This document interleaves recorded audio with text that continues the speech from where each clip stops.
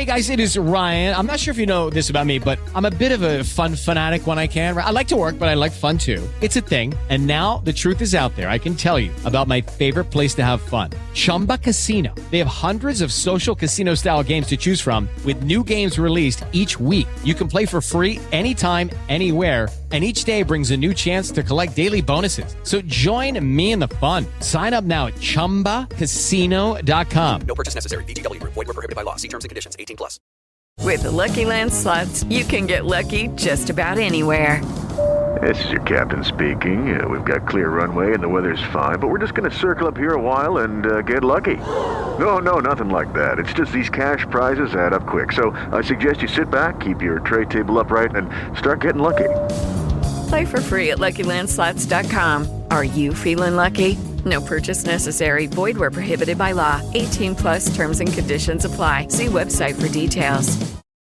With Lucky Land Slots, you can get lucky just about anywhere. Dearly beloved, we are gathered here today to... Has anyone seen the bride and groom? Sorry, we're here. We were getting lucky in the limo and we lost track of time. No, Lucky Land Casino, with cash prizes that add up quicker than a guest registry. In that case, I pronounce you lucky. Play for free at LuckyLandSlots.com. Daily bonuses are waiting. No purchase necessary. Void where prohibited by law. 18+. Terms and conditions apply. See website for details.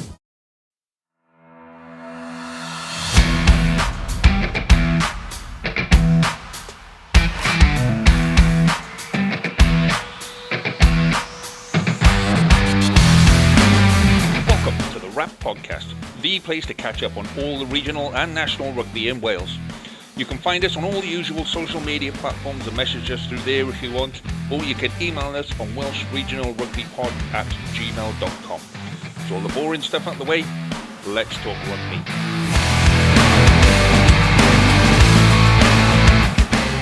Hello and welcome to this week's edition of the Wrap Podcast with me, Lee G, and joining me as always, my co-hosts, Jamie, Harley and Carwyn. How are you, gentlemen? Well, good. Very well, thank you. Cheers. Good evening.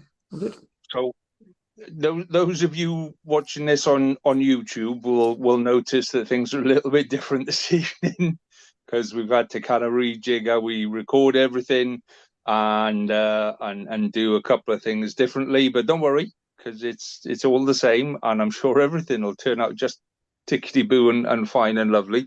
So, how's your week been, gents? Who's done anything exciting? None of us. I was up in Cardiff for a job interview. That's about it. How'd you get on? Any news? It's all right. I've got to call him back tomorrow to see. This was sort of a lab test to see if I can use a pet. Well, I was struck down with COVID, so I haven't been anywhere really. And I've obviously watched all the rugby most of the weekend, which is quite nice. It's a hard life, isn't it? I know. Having to stay home watch rugby. I know. Yeah. Well, let's start with a couple of basics then. Who wants to go first on drink of the week? So, Jamie, have you got anything exciting for us this week? Absolutely not. I'm on water because I was in London on the weekend and I want to give my liver a rest because all I did was drink and eat shit. So I just want to have a few days off the beer and try and be good for a few days.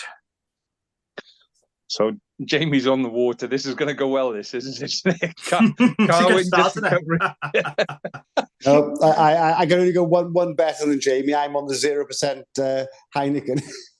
So yeah, I'm having a quiet one tonight. Right. Okay. Harley, save us, my friend. I've literally got this just for a joke, which most people probably won't get. But this is not the greatest beer in the world. This is just a tribute. Oh, I got that reference. Well done. Tenacious D. Yeah, very good. Yeah. Again, I'm still on my Cornwall theme of going through Cornish beers, even though this is probably one of the more mainstream that everyone will have drunk. But it's nice. Good stuff. Cool. Enjoy. Well, I've left my bottle in the other room, but I've poured it. But Jesus Christ. Yeah, I know. I'm not sure that I'm actually going to drink it because it's called the like an old goat or something, and I can't actually see through it. I think if I put a spoon in there, it would just stand up. So it's. I was going to say, it looks like you're coming from an old goat anyway, wherever it is. It's how they got it out that concerns me. Yeah. So, I mean, and it tastes okay. It's just it looks like cream, doesn't it? It looks like a creamy. Yeah. Anyway, we'll I might end up paying for that tomorrow. So let's talk rugby. Is there anything on the news desk of worthy of note this week, James? We have no news this week. Which is quite a nice place for Welsh rugby to be in, really. It's unusual, it's isn't good it? news. Yeah, it's unusual. Okay, let's move on to. Go on then, James. Let's do the Scarlets game first. Go enjoy yourself, fella. How did you enjoy the Dragons game against the Scarlets last week? Well, obviously I didn't go to the game, so I was in London, but I was checking my phone quite regular, and very, very pleased with the result. Didn't see that coming. Would you like to remind us, Lee, what your prediction was on your Scarlet squad for this game? No. Would you like to tell us? Well, I can tell you what it is anyway. So you predicted a 40 points to 12 win to the Scarlets. Martin predicted 33-18. And you predicted 35-21. So I was very happy. 31-24 the final score. Parker Scarlets on Friday night. 2 tries from Steph Hughes, 1 from Chad Rosser, Jordan Williams, and Luke Yendall. Now, I've read the match report. I've seen a 3-minute highlight video. So it's not that much to go on, but I think from what I saw, our driving line out and scrum looked pretty solid, which really impressed me. It does make a change, yeah. The defence was very good. Although I will say, I think the first couple of Scarlets tries, they looked a bit soft, but I was told that our defence was pretty good. There were moments where they were holding up the Scarlets really, really well, which is quite impressive considering we don't have a specialist defensive coach. So, that's pretty good going. They used 28 players in the fixture. They were down to 13 men in the first half, apparently. There were 2 yellow cards, one for Ben Carter, one for Rodrigo Martinez. So I think discipline is something that we need to work on a little bit. But, very, very happy. Dragons unbeaten in pre-season, which is something I don't think I've ever said. I can't remember the last time that ever happened. Make the most of it. It bodes well. It bodes really, really well. So, 2 good wins. One over the Ospreys, one over the Scarlets. So, all good. Cool. Okay, we'll move on then. I'm not going to fucking. You've got nothing to say about that, then. You haven't got nothing to say. Absolutely fuck all to say about that game. Just really, really disappointing. Very, expectations were high and just sorely let down. And now we've got no bloody scrum halves to speak of. We've got Gareth Davis out in France already. Now we've got Kieran Hardy going to go join him. Our 3rd choice scrum half is injured, so we're going into the season on our 4th choice. Who's that? The boy from Tenby? Archie is, Archie Hughes, he's injured, You can always loan Lewis Jones. See if we can get around the regions. More than welcome. So, it's, considering the people that we brought in over the summer when everything else was going to shit and we were like, actually this is quite solid, this is quite good. World-class coaches for scrums, backs, just like fucking come on, boys. So, really disappointing start to the season already. It was only pre-season though, isn't it? So you can't read too much into it. Like, obviously I'm glad, Dragons have won these games, but it is only pre-season. I don't think you can take that much out of it. I guess from a Scots point of view, it is disappointing because you did name a very strong team, didn't you? You had Tame Plumtree, you had Johnny McNichol, you had Foxy making his 200th appearance, Owen Lloyd. So when I looked at the teams, I must admit I thought Scarlets were going to win quite well, to be honest. It didn't work out. And like I say, you got to go to South Africa now and it's going to be difficult, isn't it? You know, on the back Yeah. of 2 losses. I mean, what I will say is the last couple of years, every time we go to South Africa for a couple of weeks, it does seem to kind of bring something out of them. The South Africa games were the turning point for our season last season. We came back from South Africa playing a lot better rugby, and then we went into Europe, and it was quite good. So, yeah, let's hope it's a turning point for this season already. We can start playing some decent rugby. Do you think it's the tour mentality? Yes, I think that we need 2 weeks on the piss in order to really get ourselves up for a proper season of rugby. That's what we need. Yeah. Sounds like how we prepare for the pod. What, we prepare? Okay. Yeah, by getting pissed. You've confused Carwyn again with the preparation idea, haven't you? Yeah, it's got to be off the cuff, isn't it? So let's talk about Ospreys and Cardiff then, with a vague chance that some of us actually saw the game. Well, the Ospreys haven't lost at home at all this season, which is quite nice. But I didn't see the game, so I'll let Harley talk about it. I'll be honest, I sort of had half an eye on this because I was watching the World Cup game, because it was, I mean, thankfully the Ospreys did put it out on a stream, but at the same time, watching a YouTube stream on your phone with no commentary and just I'll be honest, I had to mute it because as nice as it was, they gave kids free tickets. I get enough screaming at home. I don't want it coming out my devices as well. It looked like quite an intense game. Weirdly, you wouldn't believe, like, if I told you that in this game, one team scored a try from a rolling ball and a scrum, and the other team scored 2 very nice counter-attack tries, you'd probably guess Cardiff scored the counter-attack and Ospreys the physical stuff. No, Cardiff actually have a rolling ball and a scrum. Admittedly, as we were talking off air, Ospreys are without their top, their 4 first choice props, which made life a little bit easier for Cardiff. But it's nice to know though that despite that, we still have a wonky line out. So as long as they can catch the ball, we'll do damage. The problem is we very rarely ever do. It was very tight game, 28-26. Will Robson had a kick to come draw level in the dying moments we missed. I think Cardiff fans have a lot to be happy about. Willis Halaholo took to the field for the first time in a year, so I think a lot of people. I think it doesn't matter which team you support. That's good for rugby.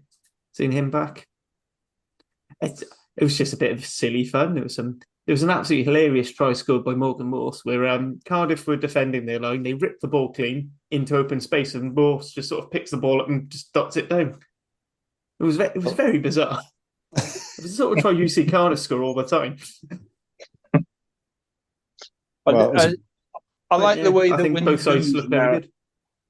I like the way that when you lose narrowly, then it was a bit of fun. It didn't really matter. It could have gone either way, but it was a bit of fun. And then when you win narrowly, it's about taking the points. It's about making sure that it's a very different narrative then, Harley. The world changes quite quickly. I wanted to be magnanimous, but let's be honest, right? Considering all the abuse the Ospreys gave the Dragons for not taking pre-season games in the right light, the fact they had the ball with 10 seconds to go and they kicked it out instead of having a crack for a 5th try is frankly shocking. Unbelievable. No, still nothing to say. I tell you what, wait till the season starts properly, and we have all our players back as well. It'll be quite nice. Are you starting with that? There's not enough time between internationals. Well, yeah, probably, yeah. We've still got the Barbarians game to go as well when they get back, haven't we? So, yeah. I'll see. I can reckon that'll just be all the squad players who didn't really play. Yeah, they'll call up the other 24 most players. Of the Cardiff players are. Well, it could be the worst of both worlds, couldn't it? We could have a load of players resting from the World Cup, and then we're going to come back, and then he's going to go, we haven't got enough to field a decent side, so we'll take a few from the regions anyway. So it could be the worst of both worlds. We could lose another shitload of players. Yeah, I can see players like Azarati and Teddy Williams being called up, and probably maybe Joe Roberts. Like the people who didn't quite make the final squad. I can see a load of those coming up. Especially when you think that not a single tight head in the Wales squad will be able to play because it's an out of window test. Well, talking of call-ups, what do you think of the idea of calling Kieran Hardy up as a replacement for Talupe Falato? I mean, they say they want to sort of give the scrum halves a rest in training, maybe sort of manage Gareth Davies' workload. But if they want to manage the workload in the first place, surely they should have taken 3 scrum halves in the first place. What's your thoughts on this? Anyone? The reason it makes sense, it does make sense, because, the reason they went for 2 scrum halves, they thought they could balance it more 50-50. But I feel like Gatland's leaning so much more heavily to Gareth Davis now that actually you do need to manage it. And then for training, if you're having 1 scrum half sit out, you've got to have someone there to play in. Particularly then if the backup scrum half, Costello, is having to play because Anscombe's got a niggle or Bigger's got a niggle. It sort of shifts everything around there, whereas we've got enough cover in the back row that we could make 2 back rows even without Fowlerstown. So I think it does make a bit more sense. Like also, like, if you were going to call up a back row, who would you call up and with from within this wider squad? If you were like Lydia or Chunza, you'd be royally fucked off if you've been in the squad and they call someone else up. They call it Plumtree and he takes the place. Because you'd be thinking, well, why wasn't he there in the first place? Yeah, well, I mean, don't be wrong. I think Aaron Wainwright, I think, will do the job at number 8. I think even in the warm-ups he played, very well. So I think we'll be looking at him for a lot of go-forward ball as well, because he's quite powerful, going forward. So hopefully he can do the job, because I think this Argentinian pack's going to be quite a bit of a beast for us as well. I think Wainwright and Morgan are pretty much cemented on. I think the thing is how Gatland's going to play it. Is he going to want the more of a line-out option, bring in Chunza? He's going to go dual open sides and move Morgan to 6 and bring Reffel or Basham in? Or might go for Lydia, just to basically have someone just chopping down for 60 minutes. Well, I'm looking forward to it either way. It'll be interesting, won't it? Yeah. Because they've lost Pablo Matera as well, I believe, from the back row. Yes, they have. Yeah. That's a big blow for them. Yeah. Big blow. Grade 3 tear to his right hamstring as well. So he'll be out for a few weeks with that. So, not good at all. Well, we'll take anything at this stage, won't we? Yeah. We'll talk about the Argentina game in a minute. So, but before we start on Georgia, did anyone see Fiji-Portugal last night? Oh, awesome. Of course. Awesome. Wasn't it just the best game of the tournament so far? I think it's one of the best games I've ever seen. I can imagine seeing them. Just seeing the look. Like, imagine being in the Australian hotel watching that game. Like our old colleague there, Reese. Yeah, exactly. He stuck that picture up with them all sat there as a squad, but the TV in front of them, watching the match. But I mean, the emotions must have been up and down for them. Hard to take. But Fiji's deserved to go through to the quarters. But I thought Portugal were absolutely wonderful to watch. Absolutely, they've been brilliant all tournament. They've been absolutely for the brand of rugby they played. They're fearless, and of course, friend of the pod, Francisco, was very emotional after the game. He was in tears. I'm really pleased for him. I'm pleased for everybody involved with Portuguese rugby, because this is what we want to see. We want to see these tier 2 nations. Yeah. We want to see them thrive and develop. And on the front pages, the Portuguese newspapers, rugby was on the front page. Like, that's unusual. Unheard of. For football mad country. I think it's absolutely brilliant. I got to be honest though, like you said, it was a brilliant game. The first half I thought was really annoying because it was very, very scrappy. And like nobody seemed to be able to catch the ball. Like Fiji knocked on so many times. I found the first half really frustrating. I think the second half it was much, much better. But I'm not surprised though about Fiji, because this reminded me of what happened in 2019 when they lost to Uruguay in the last pool game. And I did say on one of the pods we did that there's a possibility that Fiji could slip up to either Georgia or Portugal. So I'm not entirely surprised. I'm absolutely delighted for Portugal. That was brilliant. I mean, that'll really put rugby on the map there, won't it? That'll inspire a lot of kids watching that. And hopefully it'll get a lot more coverage. So, I'm pleased for everybody involved with Portuguese rugby. It was absolutely brilliant to see. Good stuff. Yeah. Pick up on what Jamie said there about Fiji, cocking up against Uruguay and then cocking up again. And it's that arrogance. It reminds me of very much like earlier Scotland. I mean, not so much the current Scotland teams. They seem to have sorted dealing with Tier 2 nations, but Wales are definitely guilty of it, where I feel like this is Fiji's transition into Tier 1 because they raise their game for teams that they're the underdog for, but when they're expected to be favourites, unless it's the Pacific Islanders, they sort of don't know what to do, and they almost underrate their opposition, and then it get to their detriment the last couple of times. Wales have gotten away with it more times than we can count. You think Fiji was complacent against Portugal? Yeah, I think they've hit that. I think they've hit that point now where they almost don't know how to play teams. They don't know how to be favourites. Yeah, they looked complacent, didn't they? I mean, I don't want to take anything away from Portugal, by saying things like that, but I don't think they were at their best, and I do think they were very complacent. But it was still great to see nonetheless. But like I said, that's the beauty of the World Cup, isn't it? When you have these big teams playing the Tier 2s and they turn up and you don't. It's a great spectacle. And I really enjoyed the game, to be honest. And like you said, it's on the front page and it's normally football. Because their winger or their fullback, he looks like a footballer, to be honest. He's got those boyish good looks. He's got the hair and everything else. He could be playing centre forward.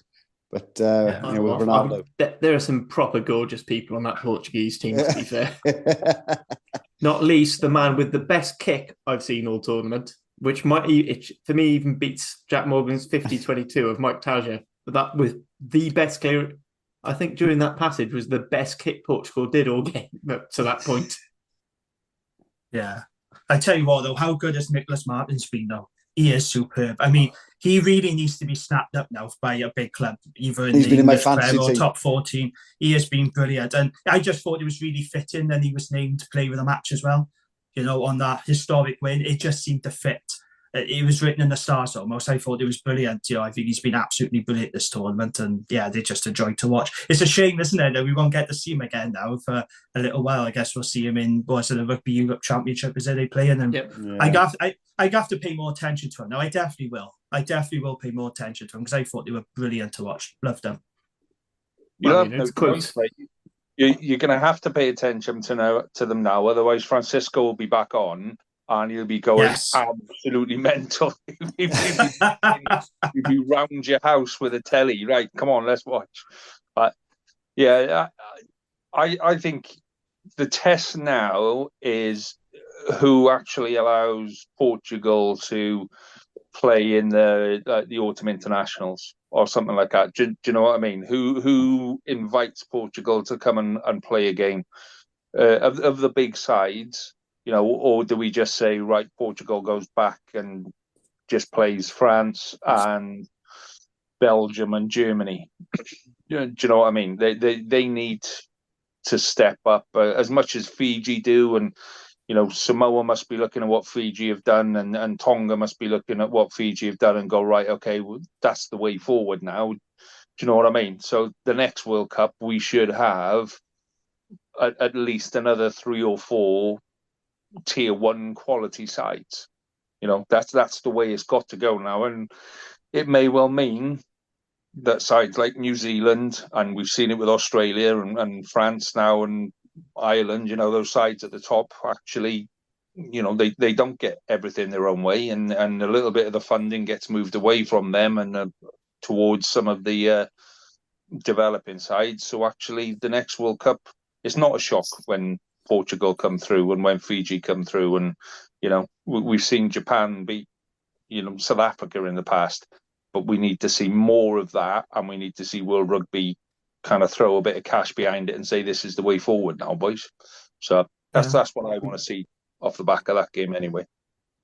Yeah, and if it's going to be a 24-team World Cup, then we need to be giving the likes of Portugal more exposure against Tier 1 teams. We need that gap to continue to narrow, don't we? So it's a shame all this talk about, the Nations League and all this stuff. It's really disappointing, isn't it? I hope something can change. I don't know what will, but one thing's for sure, we need to be playing more tier 2 teams. Everyone in World Rugby has to do their bit to make sure they get the exposure, the development, to be playing these teams more regular, because that's the only way they'll improve. That's the only way they'll improve. We're playing Scotland every year in the Six Nations, so, we're giving them a chance. Oh dear, poor Scotland. Yeah. Hey, Carwyn, didn't you say, I think you did, didn't you, that Scotland were going to get out the pool as their island? I did. You absolutely did, didn't you? But you must feel like a right tit now. Did you really believe that?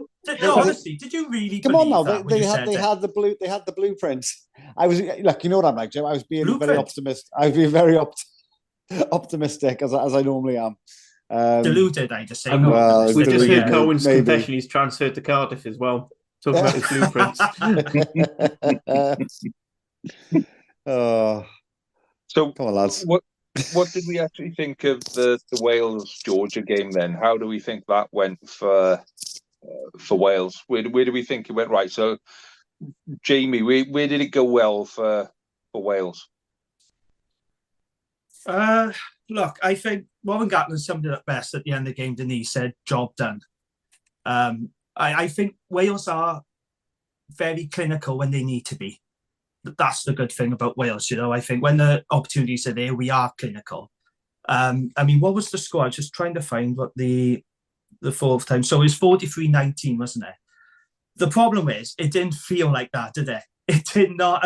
That sounds like a comprehensive scoreline, which it is, but the performance really didn't match up to that scoreline. And there's a couple of things that worry me about Wales, though, and it's happened a few times, particularly against Fiji and against Georgia as well, where we control the game. We look to be in control for about 40, 50 minutes. We're clinical, we're taking our chances.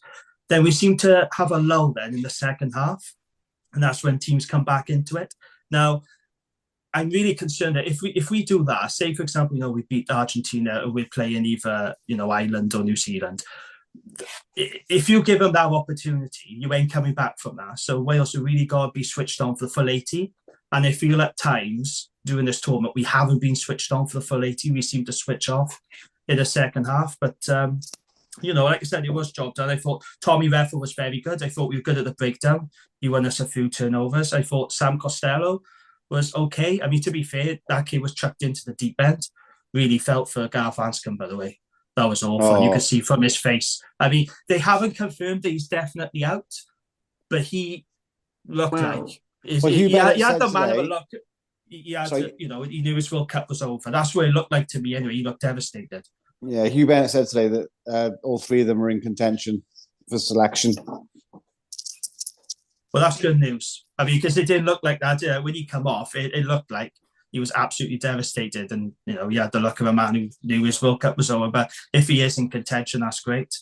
I thought Liam Williams was really hungry with ball in hand. I thought it was a really good game for him. I think Lewis Samit as well.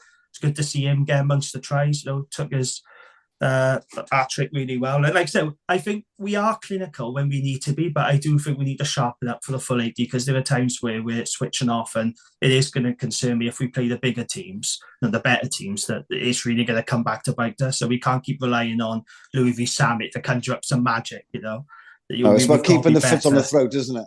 It's about keeping the foot on the throat. I don't think... Well, we did it against Australia, but we haven't really done it against other teams. And that's frustrating. I want a more complete performance. But, it is job done, and we won the pool. We topped it. And how many people said we were going to do that? Not many. We talked about this before, but we've been written off. And everyone said we were going home. Everyone said we were going home. We were disregarded by a lot of experts and pundits. This wasn't supposed to happen. It was supposed to be Australia and Fiji. Wales were not supposed to be getting out this pool. We've done incredibly well. If you told me we were going to take 19 points out of a possible 20, I was like, really? I wouldn't have believed you. But fair play, we've done it. And it is job done. But I still think we've got a bit of work to do, I think. One thing that I was very pleased with, just to hop in, is our line out. So not only did we win every line out very comfortably, I know it's George and you can caveat it, but we got 5 line out steals, and it wasn't just one player going up. You had Will Rowlands going up and stealing some. David Jenkins got one. Aaron Wainwright got one. Christ Chunza got one. having these like really athletic back row 6'8s, we get thrown up. It's just, we hounded them, and that's something we haven't seen from Wales, even against tier 2 nations in quite a while. So that was quite pleasing. The scrum again went fine. It looked a bit messy, but we got our ball out. There was that one brain fart with Thomas Williams knocked on at the base, which I don't know whether that's him keeping an eye on the Georgian scrum half or Tommy Reffell's boot catches it ever so slightly and that comes out with hands. But I think it was good. Interestingly, was how Tommy Reffell got his turnovers.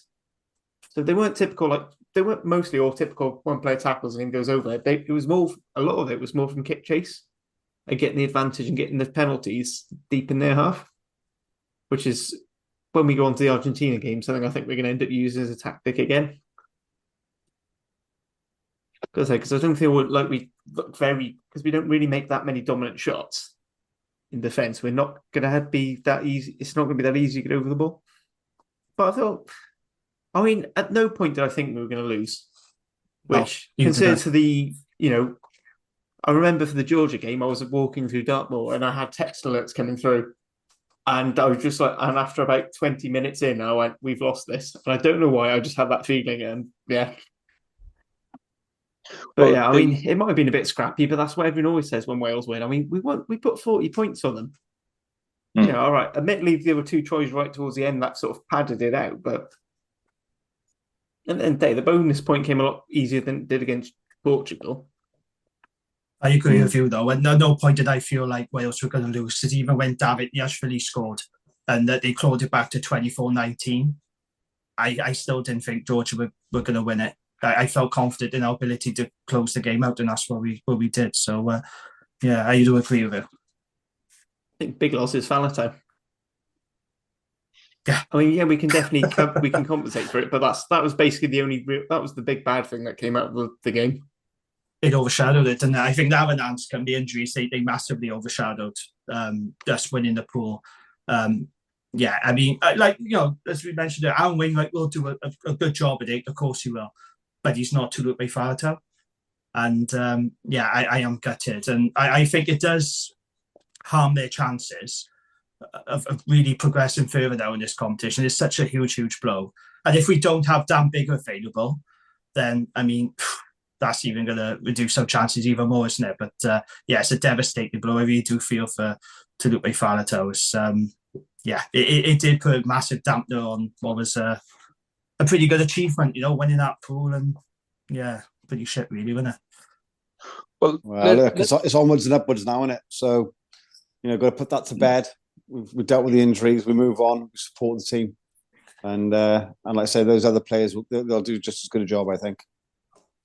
Well, we're kind of in a place, outside half, where we're almost running out of players because, they may say they're available, but Bigger's coming back from an injury. Anscombe picked up an injury and is coming back from an injury. And then with the best will in the world, Costello is still kind of finding his feet. And we're going into potentially, quarterfinal, potentially semi-final with Costello and 2 really experienced broken 10s. Liam Williams as well. There's a concern over Liam Williams. So he could be another loss. You've got Lee Halfpenny there, haven't you? Or you could put Louis Rees-Sam at the fullback, which I wouldn't do for this game. You'd think Lee Halfpenny would come in, but there are some. We finished it that way, but I'm not a fan. I'd rather someone like Josh Adams at fullback if we had to do a makeshift. More just because I trust his defence and his aerial skills a bit more than Zamet. Yeah, I wouldn't have him a fullback. No way. Not for this. Not for Didn't a game Zamet like this. play fullback against Argentina in the summer? Was it last summer? He did, actually, yes. Yeah. Not the summer. He played fullback in the autumn internationals. Autumn, yeah. The autumns. Or was that the Georgia game he played? Was it the Georgia game? Definitely played fullback in the Adams he did, the Australia yeah. game. I mean, he's played once there. But I said personally, I think Adams is more on what I'd like in a fullback, which is Lee Halfpenny and Sanjay. I want someone defensively sound before worrying about attack. Yeah. Ideally, if they can link and they've got a bit of a rugby brain as well, that helps. But yeah, and I think about... Zammit's so good on the wing. Why diminish one weapon just to shore up something else? But who do you put at 10 if Anscombe doesn't recover and if Bigger pulls up 10 minutes into warm up on Saturday? Who do you put at 10? Because the talk at the minute is putting Thomas Williams there. What? Yeah, he's been doing it in training, isn't he? I read or heard that somewhere. Yeah, you'd have to start Costello. You'd have to start Costello. You'd have to, but then you use Thomas as a contingency. Yeah, plan. I agree with you on that. You got yeah, I mean, I didn't realise that. I didn't know he was training at 10. I mean, that's just ridiculous, isn't it? The answer's been in front of us all along. It's Jack Morgan. Of course. Oh, yes. It does. Yeah. I mean, Thomas Williams can kick at goal reasonably well, but I mean, he did it in that one game against Connacht. But Lloyd Williams is the one who was actually playing 10 for that during that very weird game. But we won, so I'm not going to go all Reese and the Sharks over that one. No, let's not be all negative now. It'll all be fine. I think Bigger's going to be fun. I mean, it looked like Bigger was there. I honestly thought at one point we were going to break glass and bring Bigger on. So I'm glad Gatland's had faith in Costello to do the job. And it's good for him as well, isn't it? Like you said, it's good for Costello to get those minutes under his belt, get that experience, and come out on the winning team as well. So, yeah. But he's going to have to do it next year. He'll have to do it because let's not forget for the Six Nations, there's going to be no Anscombe. There's going to be no Bigger. So somebody needs to step up. Yes, you got Owen Williams, but I thought it was a really good experience for Costello because he is more than likely to be Wales' starting 10, in the Six Nations, isn't he? So, yes, it was a good experience for him. I thought he did okay, I saw mixed sort of comments on Twitter for some people saying he's not ready for Test rugby and he lost control. He did have some shaky moments, mind. I do agree he did have some shaky moments. There's a couple of decisions I thought, no, I shouldn't have done that. Like, that was a poor kick. But overall, considering this is a young kid who's been chucked into the deep end, I actually thought he did okay. Now, do I want him starting against Argentina in a big quarter final? Absolutely not. I've got my fingers and toes crossed that Dan Bigger's going to start because we need him. No, seriously, because if he's not available, mind, that is a massive, massive blow. On top of losing Faletau, all of a sudden, I don't think we're favourites to win that game. When's the team Argentina won me. It have to be named by Thursday, but who knows with Gatland. Because we're the Saturday, we're playing Saturday. He'll name it late, I think, because there's so many injury concerns. He'll name it late. That's what he normally does. When he's got a full strength squad, sometimes he'll announce it early. But I think with the injury concerns, I think they'll delay it. It wouldn't surprise me, just to see if these players actually come through or not. Give him a chance, yeah. Yeah, that's what he's done before. Okay. Well, would you put Halfpenny on the bench to give yourself another kicking option if you're outside after a little iffy? So let's say Bigger doesn't recover and Anscombe doesn't recover. Do you trust in Costello staying on for the full 80, but you put Halfpenny there just in case so that you've always got a kicking option? Do you know what I mean? Costello's kicking was fine against Georgia, his place kicking was fine. Yeah, if Costello I mean, he missed one really fairly difficult one, but yes.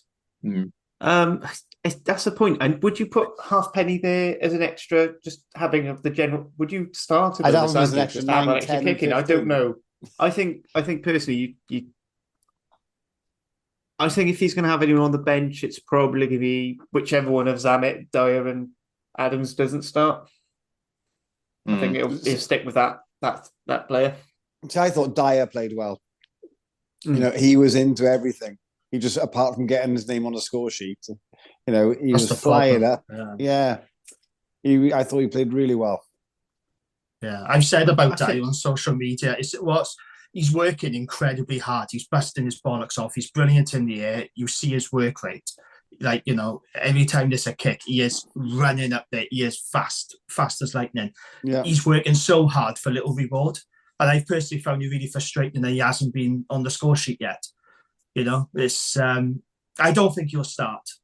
against Argentina. I think, you're not going to drop Josh Adams here, let's be honest. No. And you're not going to drop Luis Rizami because the guy just scored a hat-trick. So I think it'd be very, very harsh. Maybe he will, but I can't see it. But I think we also had a really good tournament, but he's not getting the just rewards he deserves, unfortunately.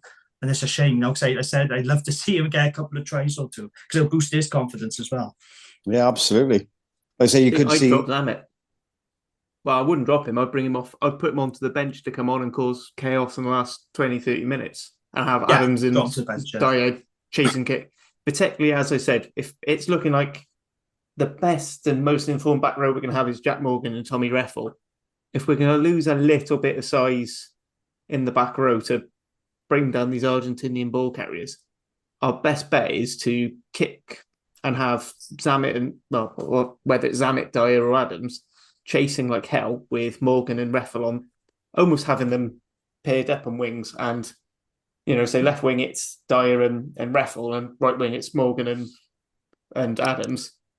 The winger chops them down, the other one's over the ball, and we start taking threes all day. Because England showed with this Argentina side, which is a thing with Michael Cheika teams anyway, and Argentina anyway, they're a fantastic side and they're up for it when they're in the game.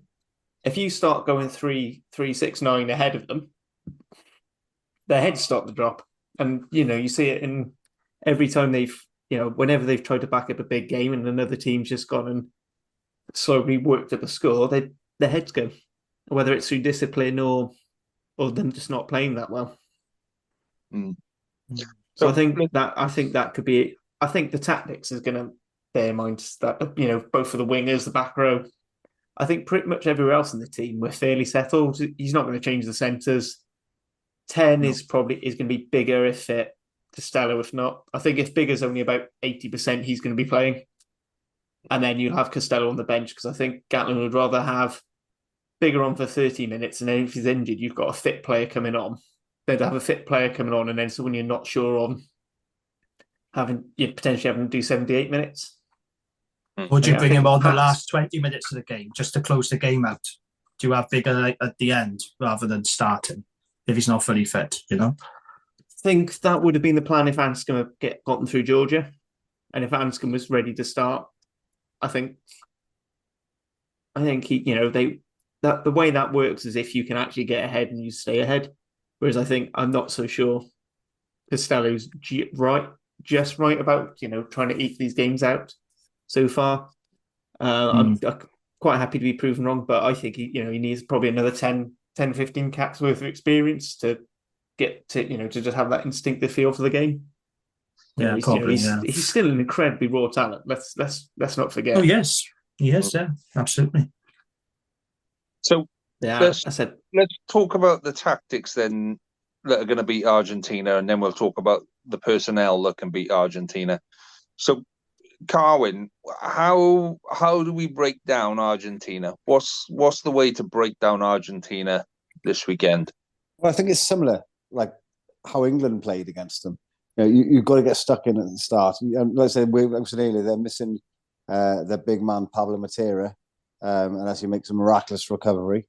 But we have been clinical every time we've gotten into the 22 range. We're coming away with points, and we just like Harley mentioned. Then take your 3 points. Take those 3 points. We've got to keep that scoreboard ticking over. Now, this is knockout rugby. Now this is the big boys league, and I think, but just staying positive, keeping those tackles going, keeping that red wall, keeping that defensive line strong throughout that 80 minutes. There's no giving up in that Georgia game. There was that lapse in concentration which let them back in. I know we said, we didn't think we were going to lose that game. Thankfully, we didn't. But Wales have been known to have those lapses. We had it against Fiji, we had it against Portugal, and we had it against Georgia. Yeah, we took Australia to the cleaners.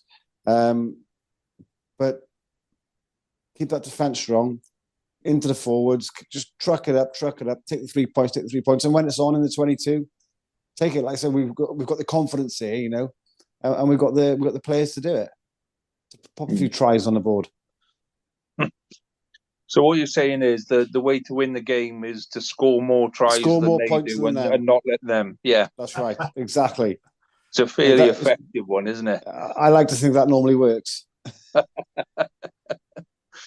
So, Harley, who comes in for the final game? What kind of side do we put out, and who doesn't get the nod for this?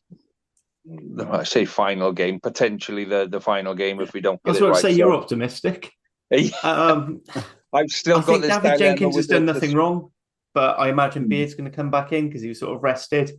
As great as Lake was, we're probably going to have Elias again because he's just imperious. Unless Gatlin saw enough against Georgia to say, yeah, actually, no, he's my guy, and using his, extra physicality because it's Argentina, and certainly in terms of their forwards, are very much like South Africa, and they're going to want to match up front, and that's something we're going to have to do.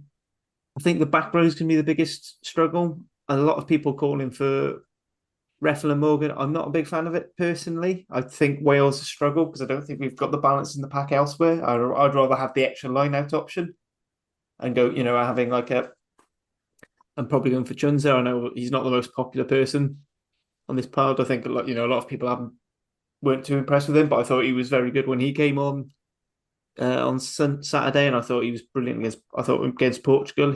It was one of his best games. He's actually given the ball and allowed to do his thing. But I said I don't know. I've got a feeling he probably will go with the dual sevens and use Jack as more typical six. What about Dan Lydiate? The only thing I'm worried about with Dan Lydiate is he's not played since Portugal, and even then he looked a little bit not quite there. So that's the thing. You could pick any three of them. You could go Morgan to 6 and Basham at 7 if you really want, or keep Wainwright at 6 and Basham at 8. This has gone very politician Dan. So I genuinely don't know which way Gatlin's thinking with this back row at the moment. But I think personally, I'll probably go for. I'd give Chunza a crack, but then is a quarterfinal of World Cup the time. It's the sort of call Gatlin would make. I think the back line again, centres as you keep. You're going to start Gareth Davis, Bigger if fit, Costello if not, and then we hope for the best. And then wingers. I don't think there's a case to have any two of those three, and then you're probably looking at the third one on the bench. I don't think Mason Grady did quite enough to break in. I think, he's still. You can tell he's someone who has barely broken through at regional level because he's trying things that for Cardiff will make meters and he'll score tries off. Whereas at international, you just don't quite have that much. Everyone else is just as quick and that bit more powerful. So I think that he's still trying to adjust to that. So some players, depending on the type of game, they can just walk straight into it. Like Joe Hawkins, his first game, he looked the business. I think, and then benches. Maybe we see Domachowski in for Nicky Smith. Smith seemed to not be at the best we all know he can be, but then Gatlin might use to go for the chance again. I think they're going to stick with Elliot D just because he makes such a difference, and he's a different hooker to Elias and Lake. Yeah, and then whoever's left for the other two forward replacements. If we're that bare bones in the backs, we might see if Thomas is just covering 9 and 10, we might see a 6-2, but I doubt it because Gatlin's not been a fan of it. May surprise us all yet. Yeah, it's going to go 8-0. It's the back row, though, that's the hardest to call, though, isn't it? Like, you can pretty much name the full-strength Wales team now, but Faletau's injury has just made it that much more difficult to predict where he's going to go. Now, me personally, I would go Morgan, Reffel, Wainwright. That would be my preferred back row, and I target a breakdown and go hard, especially with the loss of Matera. Chris Chunza, well, I'm still not convinced on Chunza yet. I'm not saying he won't be a brilliant test player, but I don't want him starting a game like this. I don't think Gatlin's going to trust him to start a big game like this. It wouldn't surprise me if he went to Lydiate, but let's be honest, I don't think Lydiate's the player he was anymore. But yeah, I could still see Gatlin turning to him for this game. So we'll just have to wait and see how that goes. But I definitely think the back row is going to be the most interesting topic of debate. So that's the one that's going to get people talking online, isn't it? But I think elsewhere, pretty much picks itself, doesn't it? We know Elias is going to come back in. We know Beard is going to come back in. It's pretty much picking itself now. This Wales team, you know. So what about Argentina then, Jane? What are you expecting from the Argentinians? I mean, they've pretty much flown pretty much under the radar. They've not really set the world alight so far. They've not had anything outstanding, but they're still in the quarterfinal. So what have you made of them so far, and what are you expecting on the weekend? Well, this is the thing, isn't it? Because I think Argentina have been largely underwhelming in this tournament, to be perfectly honest with you. I thought they were absolutely diabolical against England. They haven't been convincing at all. But this is a quarter-final now. And it does worry me that maybe they're saving their best now for the business end. It would not surprise me if they put in a really good performance against us in the quarterfinal. And I was listening to Michael Checker earlier, and he was trying to play as underdogs, wasn't he? You know, he was doing the underdog mentality. Everyone thinks Wales are going to be in a semi-final. I think he'll have them well prepared and motivated. But they got so many good players. We've got to be careful, like Boffelli, haven't we? You know, and they've got players that can cause damage. But I do expect Wales to beat them. Because I can remember in the last autumn when they beat England at Twickenham, and all the talk was they were going to come down to Cardiff and beat us. And, well, they underwhelmed in our game. And when we beat them quite comfortably in the end. I know there was a low-scoring game, but we were pretty much in control. So, you know, I am a bit wary of Argentina because I do think they can bring a good game on Saturday. But I think we do have the personnel, even with injuries. I think we do have the personnel to edge past them. But we know all about Argentina, but we just need to make sure our line out is solid on the set piece, and the breakdown is going to be key. So, I just think that we can get the job done, but I am wary about them, if you see what I mean. I expect us to win, but there's something about Argentina makes me think, they could really bring it on Saturday, you know? Well, it wasn't that long ago where we were thinking of Argentina as very much a tier 2 side, and they could spring the odd surprise every now and again. But then, you know, they got included in the Four Nations, whatever you want to call it. Rugby Championship. Yeah, do you know, it kind of goes back to the Portugal kind of argument, and Italy, you know, all right, they get stuffed by New Zealand, but they've improved, and they've improved because they're playing tier 1 sides week after week. And, you know, this is the same Argentinian side that didn't they beat New Zealand? I know they beat Australia. Did they beat New Zealand? Or they beat the All Blacks in New Zealand. That's what I'm saying. They can bring it back. They beat England at Twickenham, and they beat New Zealand in New Zealand recently. So we know on their day they are very dangerous and they will cause damage. But we haven't really seen Argentina clicking yet, have we, in this tournament? Like I said, I think they've been largely underwhelming. But it would not surprise me now on Saturday, now we're in the business end of the tournament, if they really do bring their A game, because they have got very dangerous players. But, you know, I know we talked about Yerba Mateo is a massive loss for them. That is a big, big loss for them. I think the key is going to be who plays 10. Because they've been persistent with Santi Carreras, and it's just not a 10. It's the bit like the Blair Kinghorn thing where you can sort of see why you'd fill him in at 10 at the end of the game, but he just isn't a 10, and Argentina look a lot more threatening whenever they've moved Sanchez there. So I think in the game against Chile, he started there and they clipped. The backline was purring. They look better. Yeah, I know. With Sanchez. I know. Who was it? Mateo Carreras had his hat trick and stuff against Japan, but you know they've got players who can score tries. Like Chocobaras and Cynthia is a hell of a centre partnership, but I think we've got a team that can match. I think the thing with Argentina is if you match them up front, and as I said before, if you chip away at them, their heads drop. Yeah, I know Wales are guilty of this as well, but you know they're a team you can get to. One thing that's surprising is how clean really players like Lavanini and Kramer are, especially after all the jokes about, you know, they were going to get the fastest red cards in the World Cup and things like that. But so I think that's the other thing is discipline. And I think if we can get under this skin a bit, which I know isn't very hashtag rugby values, but you know this is how the game's played. Like if you can get into the opposition's head and put them off their game, then you know that's almost as good as scoring a couple of tries. But I think you've got to be careful. How much did you enjoy in the Ireland-Scotland game when that fight broke out and you see two hookers going over the sideboarding and still going at it on the floor? How much of that did you enjoy and go, this is a bit more like it, there's a bit of passion there now. It means something. I'd love to see something like that in a Wales game, but I just think we're too controlled now. We're too... Did you not see Basham taking on 3 Jordans? Did you miss that? Well, it was just him on his own, though. I'm talking about a full 15-man brawl, a 30-man brawl, and everybody lumping in, and I know all the subs joined in and all of that kind of stuff, which I thought actually at the time somebody's probably going to get a little bit of a telling off and a card off the side of the pitch and all that kind of stuff.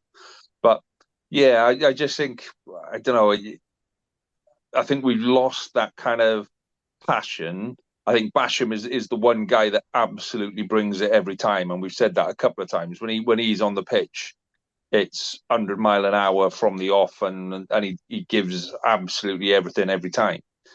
He's been underused. Do you agree with me that Basham's been underused in this tournament? I'm not saying I expect him to start every game, but I thought he would have had more action than what he's had, personally. I do think he's been largely underused. I think it's the same as the issue that Chris has had, that they're not being used the way that best suits their talents. So in the Portugal game, you saw it, and Chunza was throwing through with things. Basham, he's one of those players like this. The reason why I don't rate him so much as a 7 is because I don't think he does a lot of the ugly work very well. Like, I think he'd make a fantastic 8. I know people have said he's too small, but I think he carries so much above his weight. I wouldn't worry about it. And I'd love to see him picking off. I'd love to see him picking off spaces of scrums more often, and sort of in more in the wide channels. And he's different from the other ones, isn't he? Because if you look at Bethel and Morgan, they're poachers, aren't they? They're breakdown specialists. Basham isn't that, but what he has got, which the likes of Bethel and Morgan haven't got, he's very, very dynamic with ball in hand. He's very fast. He's got quick feet. So he's got a different skill set to Bethel and Morgan, which is why I think he should have been used a lot more in this tournament, especially coming off the bench. It just feels like he's been underused to me a little bit, which is a shame. I think the big problem with that is just how we basically, as soon as we got to the end of games, we were more focused on closing down as opposed to actually trying to build scores more. So maybe actually, if you start him off, this is why I was thinking maybe even starting Basham and bringing Reffel off the bench. That could be an interesting way.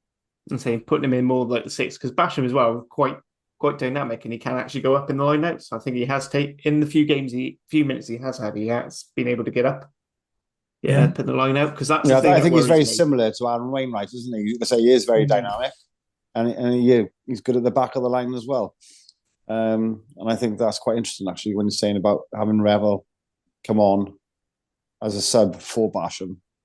I think that's quite a tidy play there, because I say he'll get stuck in. They'll give us the go forward we need. I think it's probably worth a discussion they're having in the Wales camp now with, like I said, that back row. Will we have Basham? Will we have Lydia? Junzuna? But that's quite an interesting idea. I do like the idea of Basham starting alongside Morgan and Wainwright.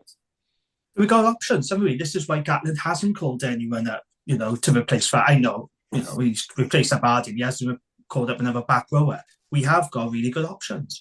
It's just going to be interesting to see which one he goes for and which one is better suited for this particular test. Yeah. Because the Argents, I would like to see Basham, and this is something that other sides do and we don't. So when we get a penalty inside the 22 and we go, right, okay, we're going to run it. Yeah. And I would like to see somebody just grab hold of Basham for a couple of seconds before and have a quick word in his ear and really wind him up. And give him a Scott Quinnell talking to her. You want to fucking come on, you got this, and then just let him go at somebody like a pinball machine, just going through the opposition.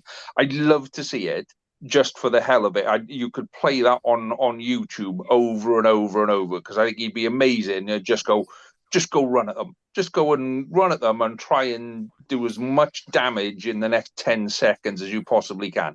I think that is, not only would it make a good YouTube video, but I actually think we'd do quite well out of it, because I just love watching him. Old school. Oh, he said he's had your mum, mate. yeah. Yeah, he said you can have your mum's slippers back. Yeah, he's that kind of guy that you want to kind of wind him up and just let him go at people and just not worry about the consequences, sort of a thing. So that would be my way of using him. So we're rocketing through the night, gents, and it's nearly time to make some predictions for the weekend.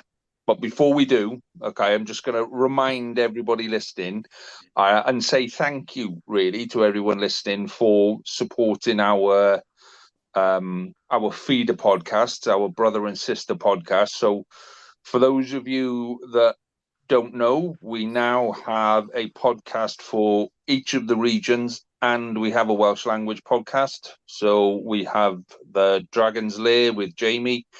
We've got the Ospreys Irie, which is being recorded right now.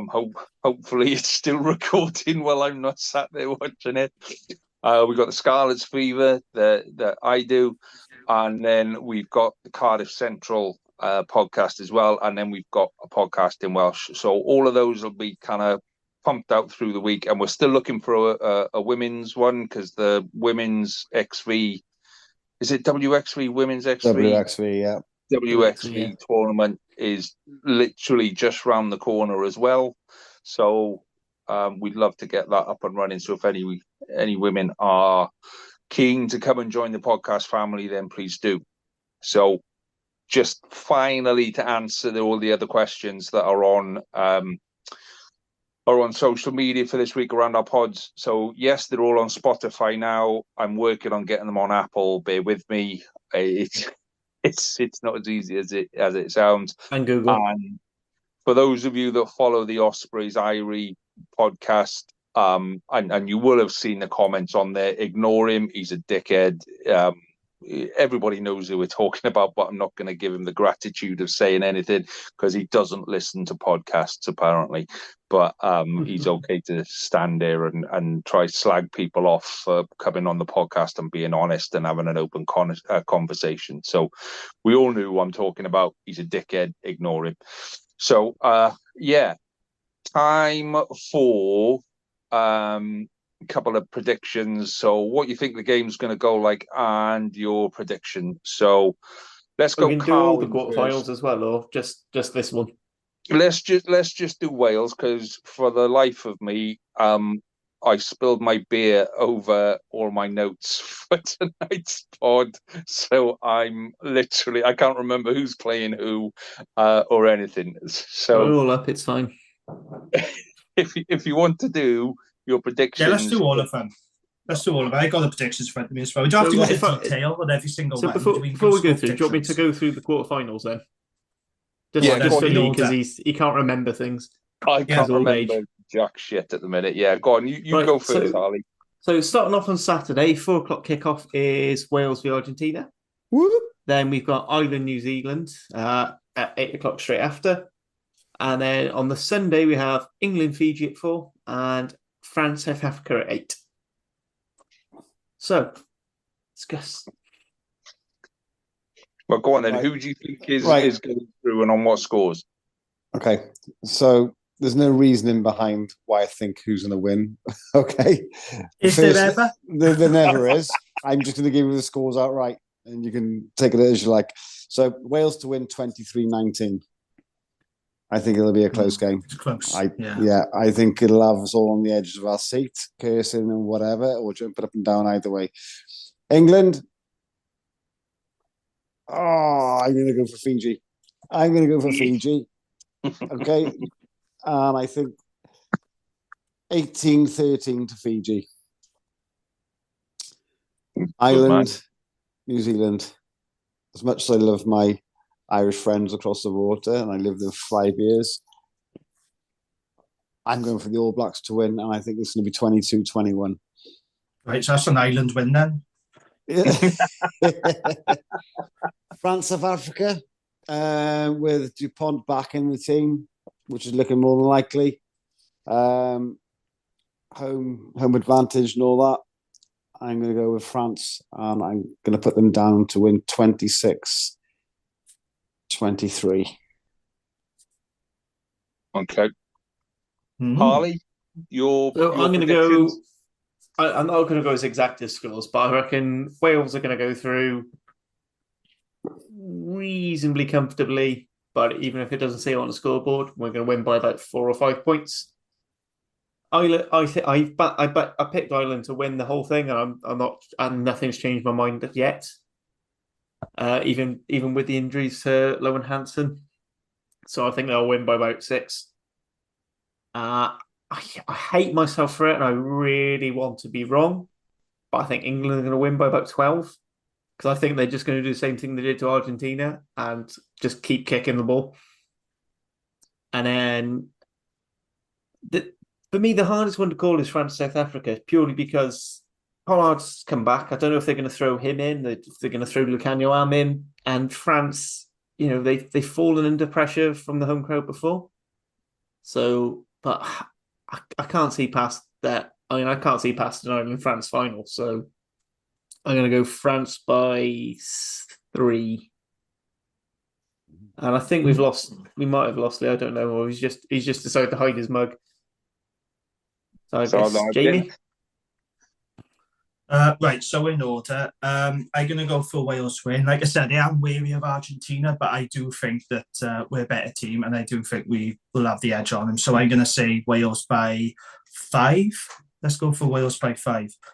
Ireland, New Zealand, history is going to be made because Ireland are going to win their first ever World Cup quarter-final. I do think that they will beat New Zealand. I think New Zealand will be very, very good. I think it's going to be a very tight game, but I just fancy Ireland to win this. I think they'll overpower them. So I'm going for Ireland by 6. England, Fiji on Sunday. Yeah, I really don't want to say this, but I do think England will win. I think they'll win by about 10. England by 10. France, South Africa. Like Ali said, this one is hard to predict. I am going to go for France, though, just purely because they're France and they're at home. I think it's going to be a real arm wrestle, but I think France are going to come out on top by 6 points. Yeah, let's go with that. 6 points. Okay. So I'm going to go with a Wales win by 10 points. I think we will just overpower them quite comfortably. Ireland, New Zealand, yeah, I predicted an Ireland win at the start as well, and I think by about 8. I think that they'll just keep nudging themselves 1 score ahead at least. So Ireland by 8 on that one. I can't bring myself to predict an England win. I don't care. They could be absolutely destroying everyone. So Fiji to win comfortably by 20 on that one. I just can't bring myself to do it, boys. It's just not in me. And then France. Yeah, I think France will take South Africa. The home crowd, the emotion, the moment. I think it'll be enough to get them over the line. So I think it may even go to extra time, but I think it'll be like 3 points, a drop goal or something like that. It's going to be a really, really close match, but France and the crowd will get them over the line, and I think that'll be enough for them on that one. So. Yeah. Brilliant matches though coming up, isn't it, this weekend? I cannot wait. They're brilliant games. For all the pissing and moaning about the draw, it's Ireland, New Zealand, and France, South Africa. Those are brilliant games. I can't wait for them. Yeah, they're going to be crackers. The fact that Australia aren't in the quarterfinals as well, I think, is fucking hilarious. So there is one more game to predict. If people are interested, so obviously WXV kicks off this weekend as well. Mm-hmm. So at the wonderfully convenient time for everyone of 4:00 in the morning on Saturday, Wales are playing Canada. It seems that these games, the games are being broadcast in the UK on ITVX and S4C, which will probably be S4C Clip or their YouTube. I've got a feeling it's probably not going to be the actual channel, which is a crying shame. So if people do want to try and record it, hopefully they keep it up and you can watch it at the time. You also have New Zealand France at 7:00 in the morning if someone wants a game to eat some cereal to before the World Cup kicks off.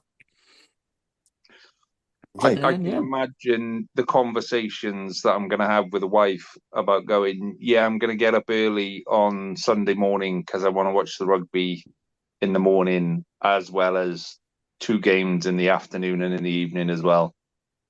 I don't think that's going to go down very well. And I've still got my semi-final dilemma that I've now had to concede that if Wales make it to the semi-final, I won't be watching it.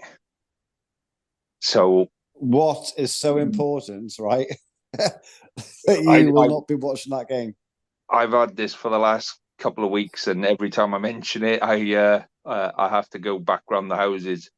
So when I was in hospital was my anniversary, and then I said to the wife, "Well, we'll book a weekend away," and it's that weekend. Well, Paris is lovely that time of year. I've told you that. Yeah, I don't, like I say, I like my testicles where they are. Thank you very much, Darwin. I'm not taking any chances with losing any more of my body parts this year. Thank you very much. So, anyway, on that note, gents, I think we're done for this week. It has been a pleasure as always, and I've just had a message through from the Ospreys podcast to say that they've finished recording as well, so that looks like that's all done. Thank you very much for your time this week, gents. It's been a pleasure as always. Enjoy your rugby. Hopefully we'll have a semi-final to discuss next week. All the best, boys. Enjoy.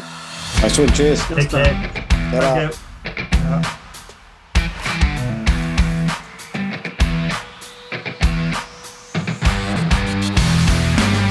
Thank you for listening to the Wrap Podcast. We hope you enjoyed listening as much as we enjoyed recording it.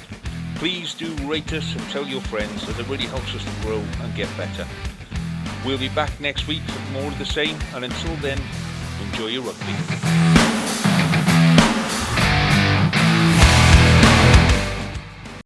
Sports Social Podcast Network. Step into the world of power, loyalty, and luck. I'm gonna make him an offer he can't refuse. With family, cannolis, and spins mean everything. Now, you wanna get mixed up in the family business. Introducing The Godfather at ChumbaCasino.com.